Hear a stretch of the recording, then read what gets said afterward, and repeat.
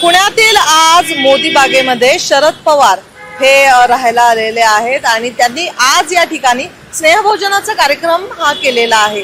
याला कारण देखील तसंच आहे, कारण त्यांची शरद पवार यांची मुलगी सुप्रिया सुळे यांची मुलगी रेवती सुळे हिचं आता लग्न ठरलेलं आहे आणि या लग्नाच्या निमित्तानेच हे सर्व स्नेहभोजन पवार कुटुंबियांचं हे मोदी बागेत होणार आहे। आता आपण मोदी बागेच्या बाहेर उभा आहोत।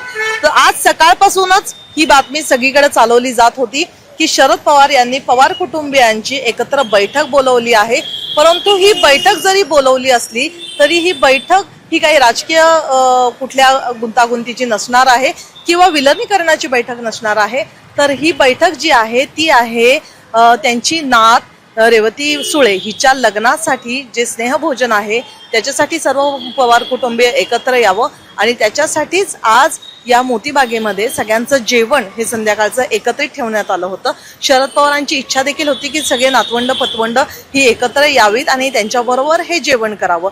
याच्यासाठी पार्थ पवार, युगेंद्र पवार, रोहित पवार हे सर्व एकत्र आलेले आहेत। त्याच्याच बरोबर अजित पवार यांचे भाऊ श्रीनिवास पवार, त्याच्यानंतर त्यांची बहीण या देखील इथे उपस्थित झालेल्या आहेत। सुप्रिया सुळे स्वतः जातीने या सर्व कार्यक्रमाची पाहणी करत आहेत आणि दुसरीकडे सुनेत्रा पवार यांनी देखील मुंबईवरून पुण्यामध्ये या ठिकाणी उपस्थिती लावलेली आहे। खरं पाहता हा एक कौटुंबिक सोहळा आहे ज्याला राजकारणाचा कुठलाही रंग नाहीये, परंतु ज्या प्रकारे पार्थ पवार आणि सुनेत्रा पवार या महायुतीमध्ये आहेत त्याच्यामुळे साहजिकच याच्याकडे बघताना दृष्टिकोन हा वेगळा होतो। परंतु आज शरद पवार यांच्यासाठी खरंच खूप मोठा सोहळा आहे, कारण की त्यांची जी नात आहे, लाडकी नात आहे, तिचं आता लग्न होणार आहे आणि या लग्नाच्या निमित्तानेच हे एक गोतावळा आहे, स्नेहभोजन आहे। या सगळ्यांबरोबर स्नेहभोजन होणार आहे आणि त्याच्याबरोबर पारंपरिक गप्पा टप्पा या सगळ्या गोष्टी होणार आहेत। परंतु राजकीय याच्यात बैठक होणार की नाही याच्यावर मात्र प्रश्नचिन्ह निर्माण होत आहे।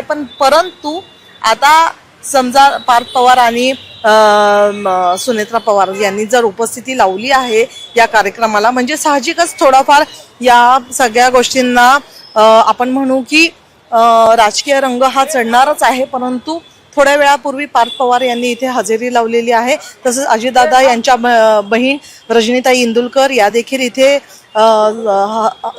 काही वेळापूर्वी दाखल झालेले आहेत। शरद पवारांचे पुतणे जयवंत पवार, त्याच्यानंतर प्रताप पवार, युगेंद्र पवार, त्याचबरोबर श्रीनिवास पवार या सर्वांनी या स्नेहभोजनाला उपस्थिती लावली आहे। हे स्नेहभोजन जरी सुरू होणार आहे, याला वेळ असला तरी मात्र आता त्यांची एक पवार कुटुंबियांची एक बैठक आता चालू आहे। या बैठकीत बहुतेक राजकीय देखील पक्षाबाबत बोललं जात असेल किंवा लग्नाच्या बाबतच्या ज्या काही बैठका असतात त्या देखील होत असतील याची शक्यता वर्तवली जात आहे। परंतु आतमध्ये बैठकीचा विषय हा काय आहे अद्याप कळलेला नाहीये। या सगळ्याची उत्तरं मात्र गुलदस्त्यात आहे।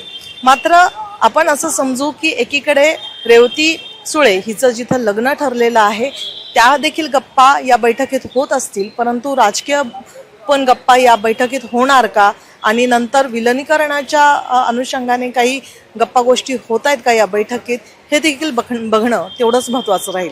व्हिडिओ जर्नलिस्ट रोहित वनकटेसह प्रतीक्षा परखी, LS मराठी, पुणे।